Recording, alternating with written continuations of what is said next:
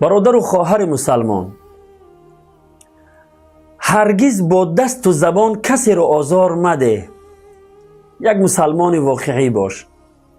پیامبر خدا صلی الله علیه و سلم می فرمایند مسلمان واقعی کسی است که دیگر مسلمانان از دست و زبان او در امان باشند، از دست و زبان او آزار نیابند. روایت بخاری و مسلم. پس اگر میخواهی که مسلمان واقعی باشی، هرگز کسی را با دست و زبان آزار مده. از هر گفتار و کرداری که سبب رنجش کسی شود قطعاً بپرهیز و یک مسلمان واقعی باش. برادر و خواهری که صدای مرا میشنوی، آیا این سخن پیامبر خدا لایق آن نیست که آن را به دیگران هم بفرستیم؟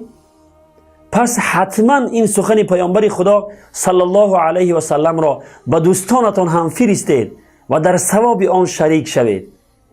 و السلام علی من اتبع الهدى.